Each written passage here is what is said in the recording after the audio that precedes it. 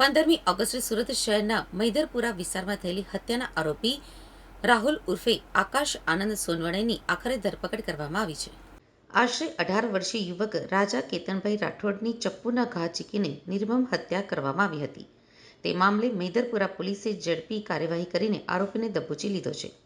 મૈદરપુરા પોલીસે ધરપકડ બાદ પોલીસ દ્વારા આરોપીને ઘટનાસ્થળે લઈ જઈ સમગ્ર બનાવનું રિકન્સ્ટ્રક્શન પણ કરવામાં આવ્યું હતું. પ્રાપ્ત માહિતી અનુસાર આ હત્યા પાછળનું કારણ જૂની અદાવત હોવાનું સામે આવ્યું છે.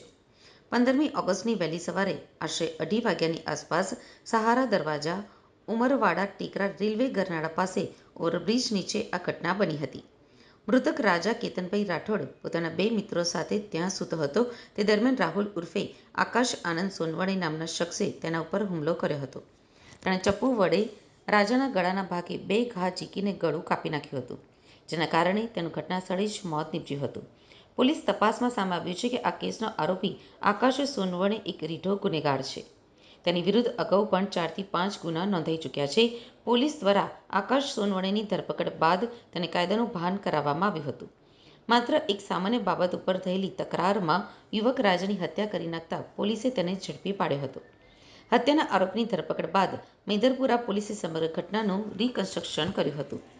પોલીસ આરોપી આકાશ સોનવણેને જે સ્થળે હત્યા થઈ હતી ત્યાં લઈ ગઈ હતી અને પંચનામું કરીને સમગ્ર ઘટનાનો તાગ મેળવ્યો હતો. આ કાર્યવાહીનો હેતુ ગુનાની ગંભીરતા અને આરોપીના ઇરાદાઓને સ્પષ્ટ કરવાનો હતો. પોલીસે આકાશ સોનવણેની શાન ઠેકાણે લાવવા માટે કડક કાર્યવાહી કરી હતી. મૃતક 18 વર્ષીય રાજા સરદાર માર્કેટમાં હાથમજૂરી કરીને પોતાના પરિવારને આર્થિક મદદ કરતો હતો. આ ઘટનાની જાણ થતાં તેના પરિવારમાં શોકનું મોજું ફરી વળ્યું હતું. રાજાને ગંભીર હાલતમાં સ્મીમેર હોસ્પિટલ લઈ જવામાં આવ્યો હતો, પરંતુ ફરજ પરના તબીબે તેને મૃત જાહેર કર્યો હતો.